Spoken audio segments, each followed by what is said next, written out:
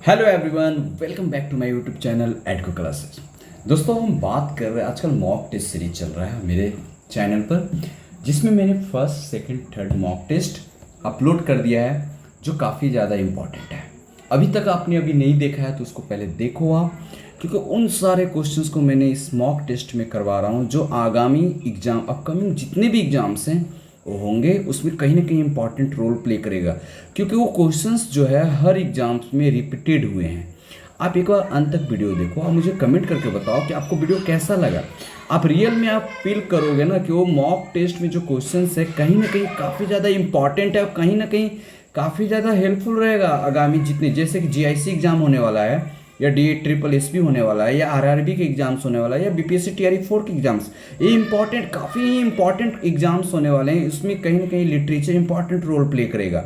आप उसको देखो, अंत तक देखो वीडियो को। और ये जो क्वेश्चंस है, मैंने रिपीटेड क्वेश्चंस को शामिल किया जो बार बार एग्जाम्स में एग्जामिनर का एग्जामिनर का फेवरेट क्वेश्चंस है, उनको इंक्लूड किया है। तो आप इसको डिस्कशन के साथ, मैं एक क्वेश्चन का बहुत सारा आंसर यहाँ पर देता हूं ताकि आपकी डाउट, आपकी सारा कुछ क्लियर हो सके।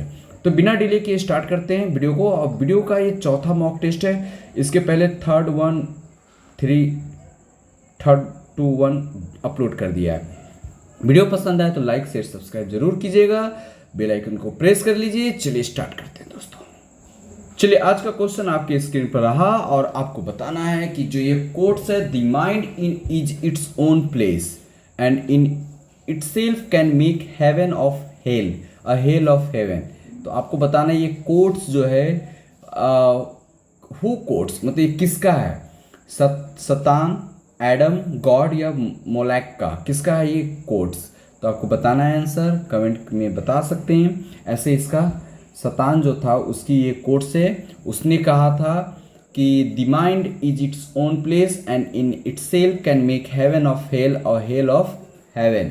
दोस्तों, ये जो कोट्स है ना, ये मिल्टन की पैराडाइज लॉस्ट में मेंशन है।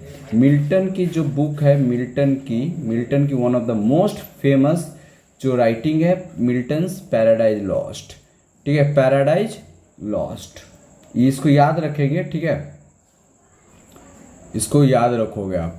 पैराडाइज लॉस्ट किसके द्वारा लिखी गई? मिल्टन के द्वारा लिखी। कब लिखी, पब्लिश किया गया था? 1667 में इसको पब्लिश किया गया था। ये जो कोट्स है आपको ये बुक फर्स्ट में देखने को मिलता है, बुक फर्स्ट में आपको देखने को मिलेगा दोस्तों। तो यहाँ 3 क्वेश्चन, मिल्टन का पैराडाइज लॉस्ट है, कब पब्लिश की गई थी? 1667 में। और ये बुक फर्स्ट जो है, इसकी बात हो रही है, ये पब्लिश हुई थी 1661 में। ये बुक 1 में ये कोट्स मेंशन है। तो अगला क्वेश्चन पर मूव करते हैं इसी के साथ। नेक्स्ट क्वेश्चन आपके स्क्रीन पर है, what is the name of pastoral elegy written by John Milton? Pastoral जो चरवाहा जो होते हैं, जो एलिजी एक प्रकार का कहानी का पार्ट है, written by John Milton on the death of Edward King. तो उस पैस्टोरल एलिजी का क्या नाम था? One of the most famous question, ये बार बार रिपीटेड है, जिस जॉन मिल्टन ने लिखा था किसके? एडवर्ड किंग के डेथ पर। तो इसका आंसर मुझे बताओ, है ना, इसका आंसर बताओ क्या होगा आंसर। इसका आंसर जो होगा आपको बताना है, कमेंट करके आप बता सकते हैं। पैराडाइज रिगेन्ड होगा, या फिर सैमसन एग्नोसाइट्स होगा, या लिसिडस होगा, या द पिलग्रिम्स प्रोग्रेस होगा। तो दोस्तों, इसका आंसर जो होगा लिसिडस होगा, लिसिडस। ठीक है, 1637 में इसको पब्लिश की गई है। ठीक है, एक पैस्टोरल एलिजी है ना, ये पैस्टोरल एलिजी है और ये जॉन मिल्टन के द्वारा लिखा गया था। किसके डेथ पर? डेथ ऑफ एडवर्ड किंग के डेथ पर लिखा गया था। ठीक है, एडवर्ड किंग थे कौन? अब एक फ्रेंड थे किसका? मिल्टन का, है ना, जो कैम्ब्रिज में जब दोनों की दोस्ती हुई थी, कैम्ब्रिज में। ठीक है, आगे हम लोग देखते हैं, नेक्स्ट क्वेश्चन की तरफ बढ़ते हैं। दूसरा क्वेश्चन आपके स्क्रीन पे ये रहा, complete the line taken from T S. Eliot's poem the love song of J. Alfred Prufrock I have measured by life out with. तो इस लाइन को मतलब लिया गया है टी.एस. एलियट की पोएम द लव सॉन्ग से। ठीक है, अब इसको क्या करना है, आपका आंसर बताना है। स्केल होगा, या कॉफी स्पून होगा, इवनिंग होगा, या मॉर्निंग होगा? चलो बताओ। क्या होगा आंसर?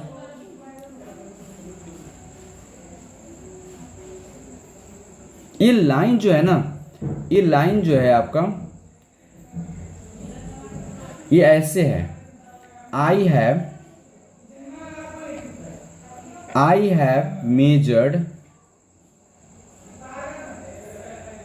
measured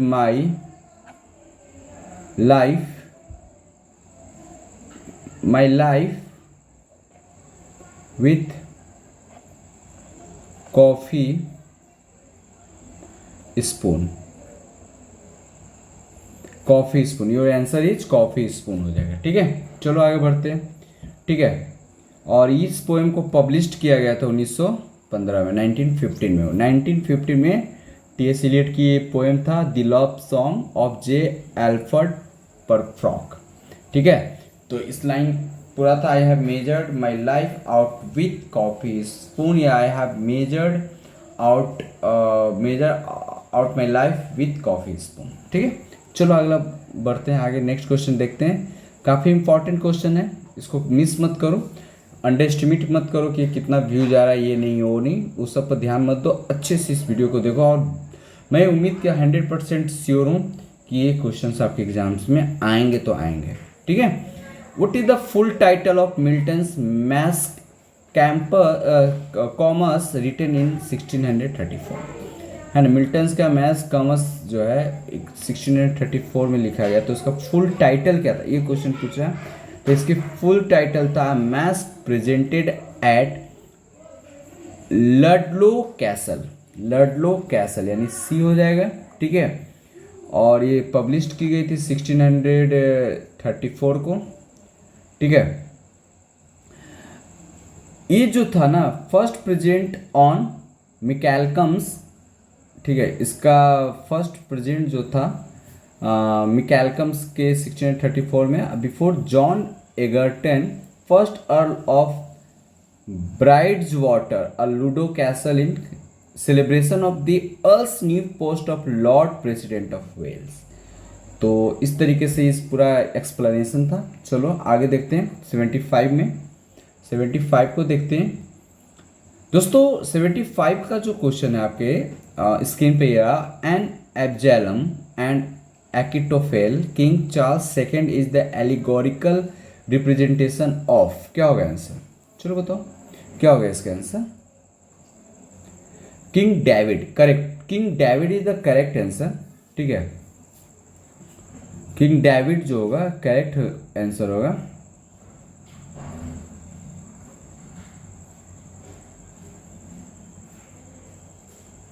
चलो आंसर आगे क्वेश्चन की तरफ डिस्कस करते हैं। क्वेश्चन नंबर नेक्स्ट रहा, who guards the gate of Eden in Milton Paradise Lost? तो इसका आंसर बताओ, इसका आप आंसर बताइए क्या होगा? हाँ बिल्कुल सही, Gabriel is the correct answer. कह रहा है कि who guard the gate of Eden in Milton Paradise Lost. ठीक है ना, गैब्रियल जो था एक कह सकते हैं one of the archangel of haven,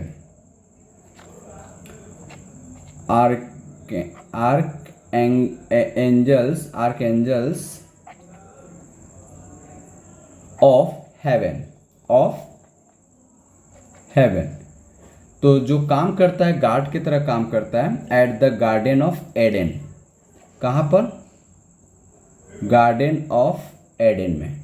ठीक है, Gabriel confront Satan after his angel find Satan spring to Eve in the garden of Eden. तो गैब्रियल आंसर हो जाएगा।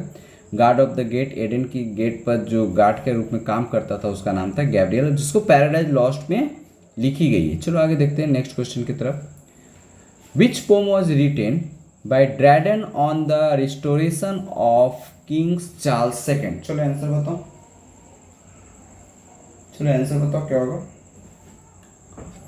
Which poem was written by Dryden on the restoration of King Charles II? Option है Astraea Redux, the hind and the panther, Absalom and Achitophel, या Religio Laici. क्या होगा answer?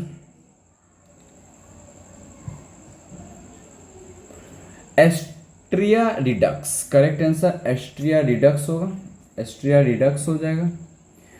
ठीक है, इसको जॉन ड्राइडन ने लिखा है, जॉन ड्राइडन ने लिखा है। कब लिखा है? 1660 में। एक it is royalist royalist royalist पेनेग्रिक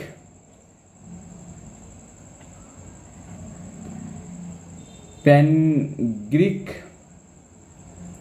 ठीक है, जिसमें ड्राइडन्स की वेलकम किया जाता है the new reign of King Charles second. Dryden welcome करते हैं वहाँ का जो राजा है चार्ल्स सेकेंड को, इसी में लिखी जाती है। ठीक है, it is the vivid emotional display, इसमें अलग अलग प्रकार का इमोशनल डिस्प्ले किया गया है, दिखाया गया है। ठीक है, the cautious heroic stranger that Dryden composed Oliver Cromwell death. ठीक है, चलो आगे देखते हैं नेक्स्ट क्वेश्चन की तरफ। Who quote the following statement, we hate poetry that has a palpable design upon us. तो इसका क्या हो जाएगा? John Keats, correct answer John Keats हो जाएगा। ठीक है, जॉन किट्स का ये स्टेटमेंट था। ठीक है, ये मतलब इन्होंने बोला था said in the relation to William Wordsworth. William Wordsworth पे एक कमेंट किया था, कोट किया था।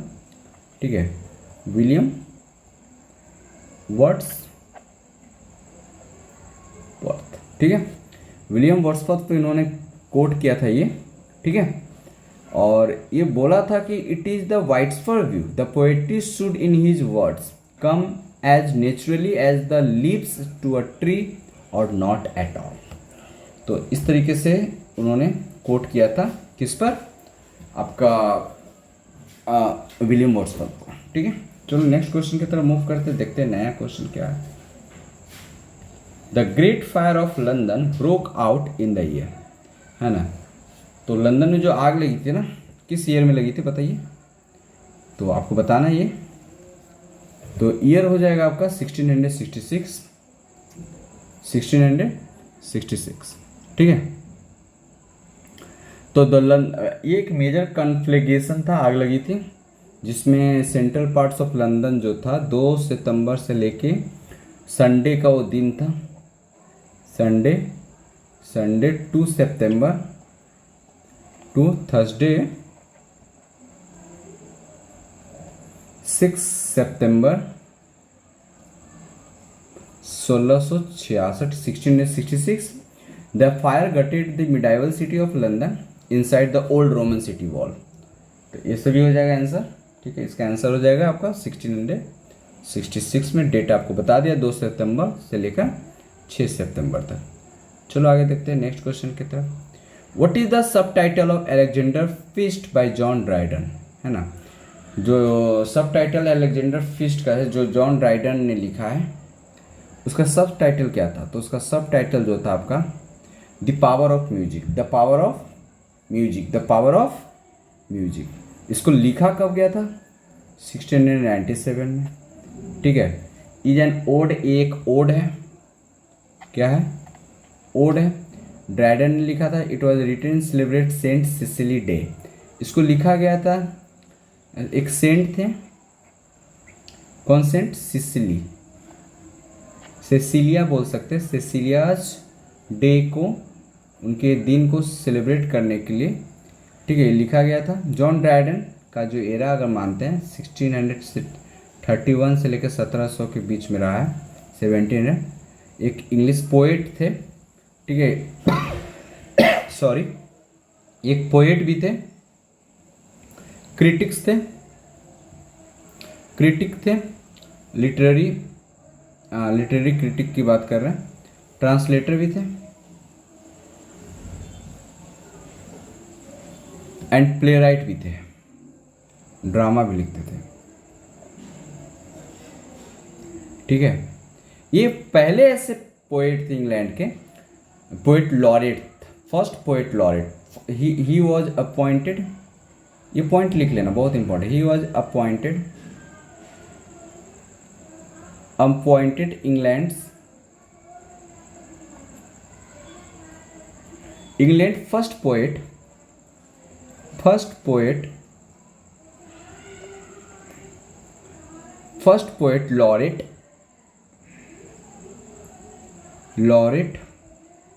इन 1668 में फर्स्ट पोएट लॉरेट ने बनाया गया था। पहले ऐसे कवि रहे हैं। चलो आगे देखते हैं, नेक्स्ट क्वेश्चन की तरफ देखते हैं। What is the study of meaning, reference and truth called?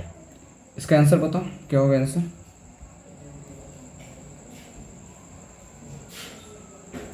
सेमनेटिक्स, ठीक है, सेमनेटिक्स होगा। इसको सेमनेटिक्स को ग्रीक में पता है आपको क्या बोला जाता था? सेमेंटिकोज। क्या बोला जाता था? सेमेंटिकोज। एंशिएंट ग्रीक में इसको बोला जाता था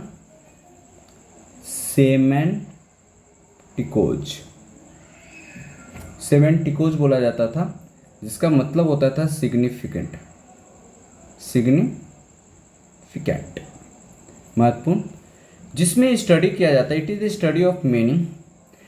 सेमनेटिक्स में हम लोग क्या स्टडी करते हैं? मीनिंग को,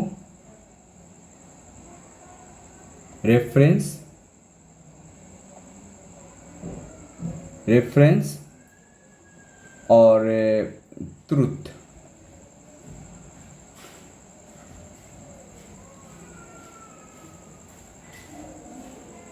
चलिए आगे देखते हैं। Who is the narrator of the novel Moby Dick? Moby Dick की पहले आपको बताना है कि नरेटर कौन थे। आपको पता है मोबी डिक जो एक नोवेल है, काफ़ी इम्पॉर्टेंट है, और उसका जो राइटर थे हरमन मेलविली, ठीक है, हरमन मेलविल, ठीक है। और इसकी जो नरेटर की बात हुआ इस्माइल था। इस्माइल जो था इसका एक मोबी डिक का नरेटर रहा है। The well is an 1851। इसको लिखा कब गया था? 1851 में, ठीक है। और हरमन मेलविल के द्वारा, याद रखेंगे, मोबी डिक लिखी गई थी 1851 में, ठीक है। The book is the seller. इसमें जो बुक सेलर है इस्माइल है, और एक नैरेटिव है। काफ़ी ज़्यादा मतलब ऑब्सेसिव है। ऑब्सेसिव मतलब बचाना होता है। ऑब्सेसिव किसको अहब को, जान को बचाना चाह रहा है, अहब की खोज कर रहा है। क्वेस्ट ऑफ अहब, कैप्टन जो क्या होता है? कैप्टन रहता है, captain of the whaling ship. Ahab जो रहता है एक कैप्टन रहता है किस वेलिंग शिप का। वो गुम हो जाता है, खो जाता है, उसकी खोजबीन चल रही है। और ये जो इस्माइल है काफ़ी ज़्यादा ये पॉजेसिव है, ठीक है ना, इसको अहब को लेकर। क्लियर है यहाँ तक? ठीक है। तो उसके बाद मतलब इसमें क्या होता है ना कि कैप्टन जो रहता है वेलिंग शिप चलाता है, तो कीवर्ड मोबी डिक जो है एक जाइंट, मोबी डिक जो है आपका, मोबी डिक एक बड़ा सा जाइंट कह सकते हैं, जाइंट वाइट स्पर्म वेल है। वाइट स्पर्म वेल है, ठीक है। चलिए नेक्स्ट क्वेश्चन की तरफ मूव करते हैं, देखते हैं नया अगला क्वेश्चन क्या है। What do you mean by phonology? Phonology का मतलब बताना है आपको, ठीक है। फोनोलॉजी का मतलब क्या होगा, ठीक है। चलो बताओ, what do you mean by phonology? फोनो का मतलब होता है साउंड से रिलेटेड होता है, ठीक है। और साउंड मतलब एक ब्रांच ऑफ लिंग्विस्टिक होता है जो डील करता है सिस्टम ऑफ साउंड को, ठीक है, सिस्टम ऑफ साउंड को डील करता है। तो यानी आंसर हो जाएगा बी नंबर, आपका बी आंसर हो जाएगा। फोनोलॉजी मतलब एक ब्रांच ऑफ लिंग्विस्टिक मीन्स भाषा जो बताता है साउंड के बारे में, है ना, फोनोलॉजी साउंड। चलो आगे बढ़ते हैं। मतलब ये बताता है ना कि हाउ लैंग्वेज या dialect systematically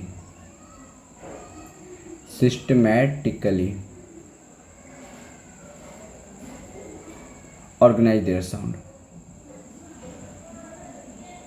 organise their sound.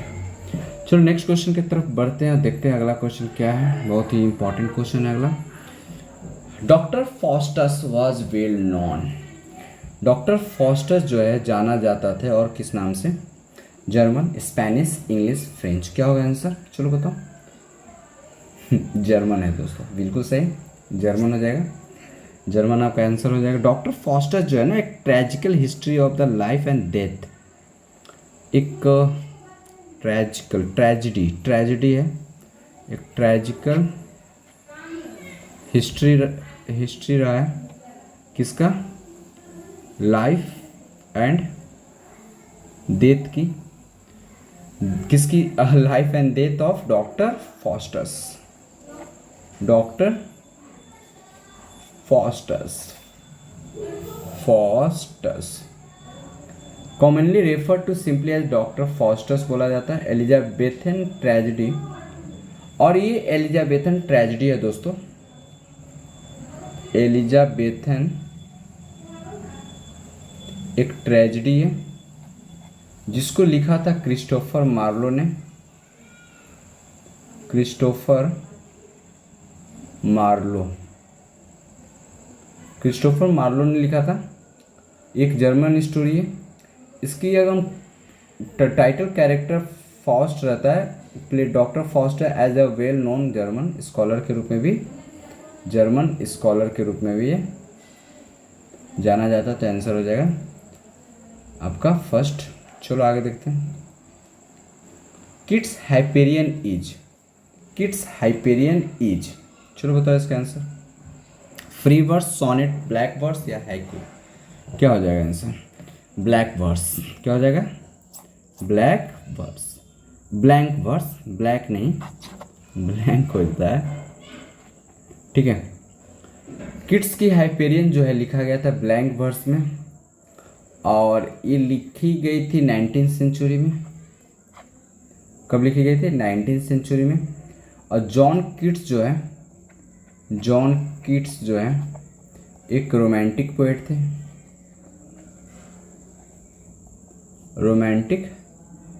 थे, ठीक है। और कह सकते हैं कि it is based on the Titanomachia tells the despair of the Titans after they fall to Olympus. The poem existing into unfinished. पहला जो था 1820 and the second the fall of Hyperion करके।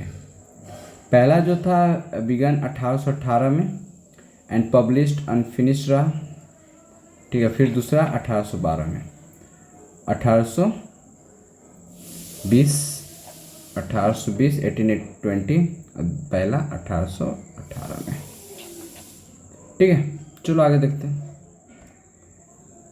इज मोहन विश्वास wife in a house for mister विश्वास? Answer बताओ क्या होगा? तुलसी, तारा, पद्मा या समा हो जाएगा आंसर।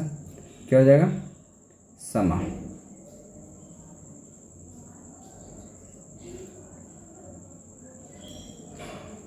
समा जो है मोहन विश्वास का वाइफ होती है।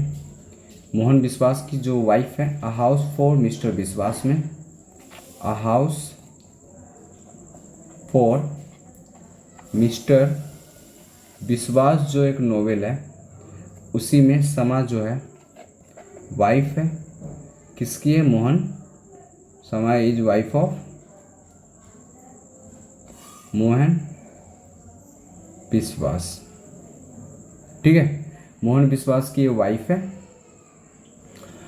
हाउस फॉर मिस्टर विश्वास लिखी गई थी 1961 में, और लिखने वाले का नाम था वीएस नाइपॉल जो थे राइटर थे। 1961 में लिखी गई है। ये सब याद रखें, इंपॉर्टेंट पॉइंट्स आपको मैं बता रहा हूँ, डिलीवर कर रहा हूँ, ये सबको आप याद रखोगे, ठीक है। और कैरेक्टर जो था मोहन विश्वास थे, ठीक है। बेस्ड ऑन बीएस नायपाल्स के फादर होते हैं सेप्रेस्ट सी प्रसाद नायपाल। समा जो है द्रौपदी नायपाल, मोहन्स वाइफ एंड रघु जो है मोहन्स फादर है। तारा है मोहन्स का माँ के सिस्टर मतलब मौसी है, ठीक है। तुलसी समा के मदर है। इस तरीके से कैरेक्टर आप पढ़ोगे, काफ़ी अच्छा लगेगा। आगे देखते हैं। The setting of Keats' Eve of Saint Agnes is, इसका आंसर क्या हो जाएगा? इसका आंसर हो जाएगा मेडाइवल। इसकी मेडाइवल मतलब में सेटिंग की गई है। एक रोमांटिक नैरेटिव पोएम है, रोमांटिक नैरेटिव पोएम है।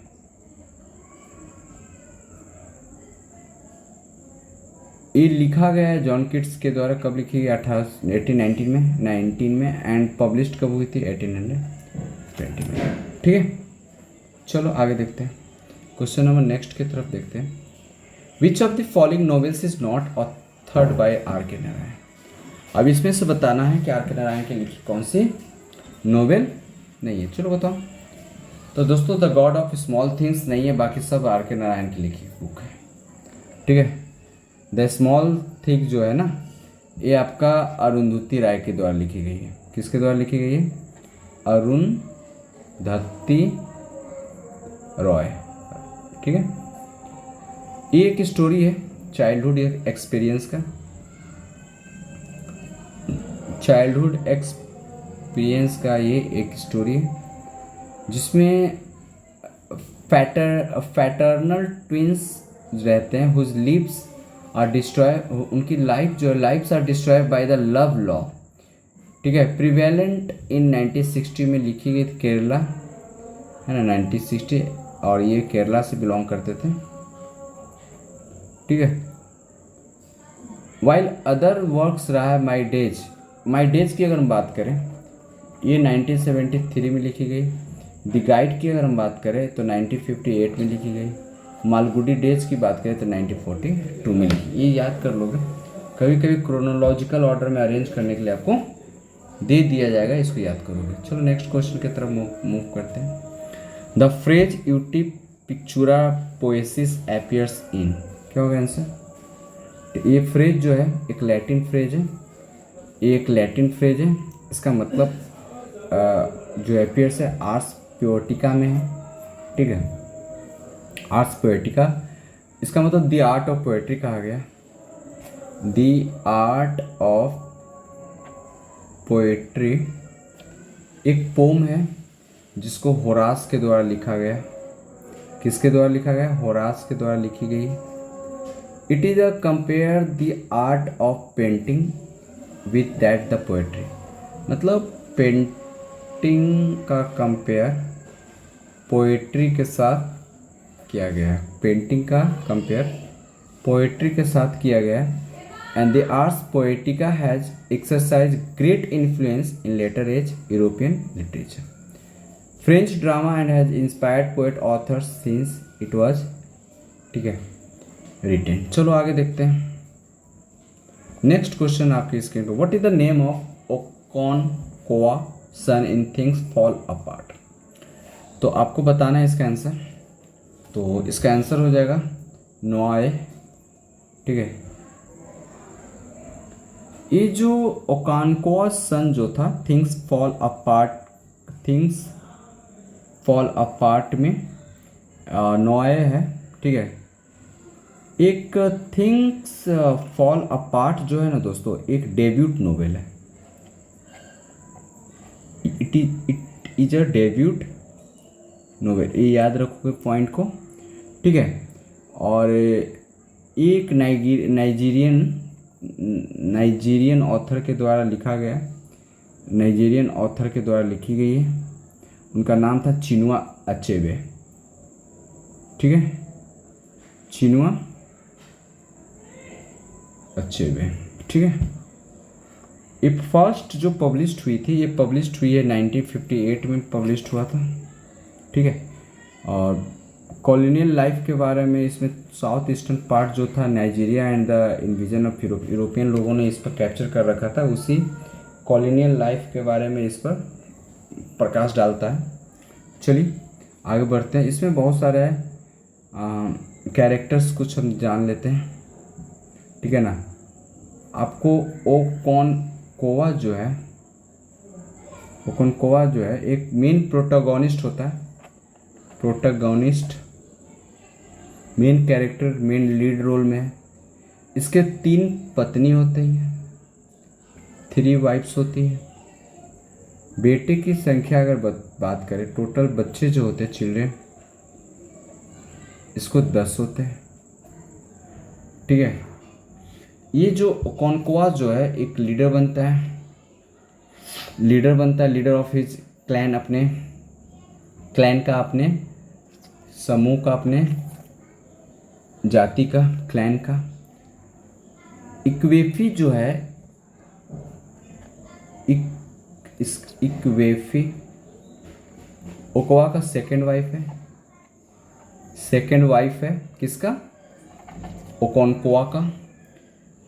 यूनोका की अगर हम बात करें, यूनोका का, तो ये फादर है किसकी? ओकोनकोवा का। नेवा के बारे में जानते हो, इकेमीफेना एक बॉय रहता है मिबोनियो ट्राइब का। चलो ये सभी चीज़ें कैरेक्टर आप पढ़ोगे तो ज़्यादा बेटर समझ पाओगे। आगे देखते हैं, who is the associate with the imagist poetry from the following poets. चलो बताओ। तो इसका आंसर हो जाएगा एजरा पॉन्ड। क्या हो जाएगा? एजरा पॉन्ड जो है एक अमेरिकन एंड इंग्लिश पोएट रहे हैं, अमेरिकन और इंग्लिश पोएट रहे हैं। ठीक है।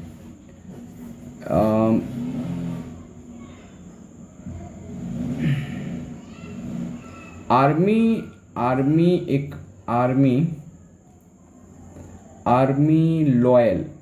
लॉयल एक मूवमेंट होता है, उसी को ये लीड करते हैं।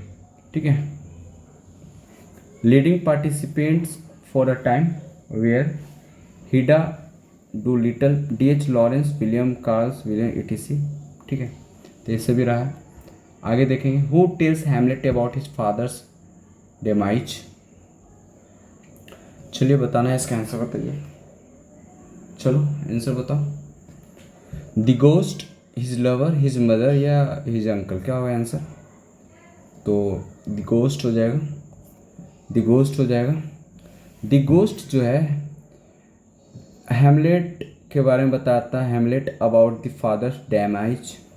द किंग्स ब्रदर, जो राजा रहता है, राजा के भाई रहता है, क्लॉडियस जो है राजा का भाई, क्लॉडियस।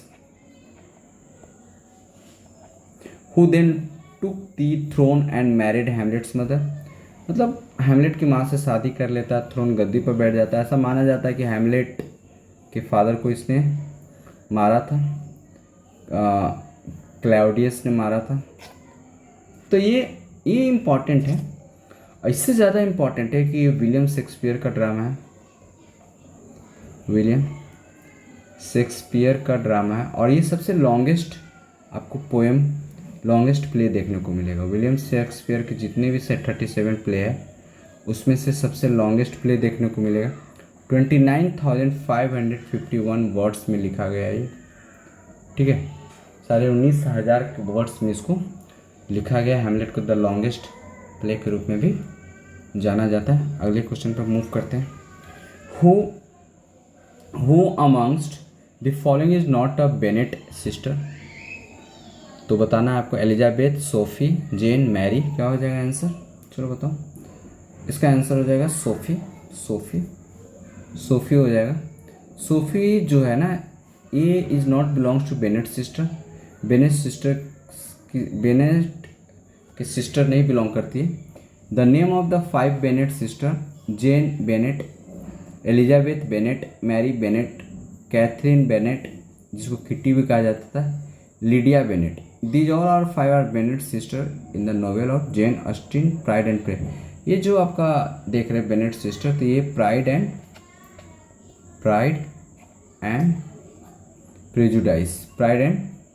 प्रेजुडाइस में मेंशन है। इसी से लिया गया, 1813 में इसको पब्लिश्ड किया गया था। और इसके जो राइटर थे जेन ऑस्टिन। पढ़ना चाहिए, काफ़ी खूबसूरत नोवेल है। ठीक है। तो कितने सिस्टर इसमें रहते हैं? 5 सिस्टर रहते हैं। Jane Bennet, Elizabeth Bennet, Mary Bennet, Catherine Bennet and Lydia Bennet. तो सोफ़ी इसमें बेनेट की सिस्टर ने एलिजाबेथ रहती है, जेन रहती है, मैरी रहती है और 2 और मैंने आपको बताया, कैथरीन एंड लीडिया। कैथरीन, इसको लिख लो, कैथरीन और एक लीडिया। क्लियर? चलो आगे देखते हैं, नेक्स्ट क्वेश्चन की तरफ मूव करते हैं। Who among the following is not a Bennet sister? ये हो गया।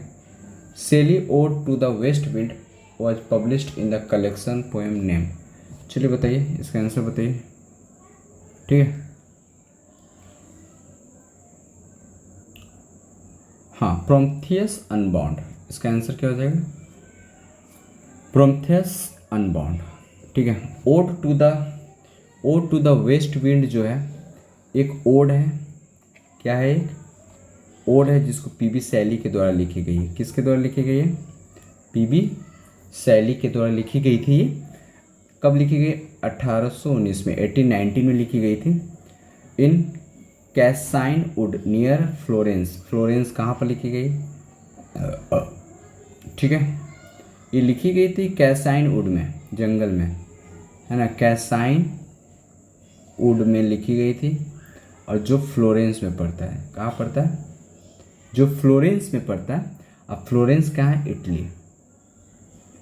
फ्लोरेंस कहाँ है? इट वॉज ओरिजिनली पब्लिश्ड किया गया था 1820 में, 1820 में पब्लिश करवाई गई थी। चार्ल्स जो था, पब्लिश जो किया था वो चार्ल्स था। कब करवाई गई थी? लंदन में पब्लिश हुआ था। ठीक है। Part of the collection of Prometheus Unbound. तो सिंगल इसको पब्लिश नहीं करवाई गई, collection of poem Prometheus Unbound में इसको पब्लिश करवाई गई थी। ठीक है। अगला क्वेश्चन की तरफ मूव करते, काफ़ी हेल्प होगा आपको ये सभी वीडियो देखने के बाद। ठीक है, तो आई होप यहाँ तक क्लियर हो गया होगा। फिर मिलते हैं नेक्स्ट वीडियो के साथ। इसको अंत तक देखो, अच्छे से प्रैक्टिस करो। आई होप इसमें से बहुत क्वेश्चन आपको अपकमिंग एग्जाम्स में देखने को मिल जाएगा। तो इसको ये याद कीजिए, प्रैक्टिस कीजिए। फिर मिलते हैं, तब तक कीप लर्निंग, कीप प्रैक्टिसिंग। जय हिंद दोस्तों।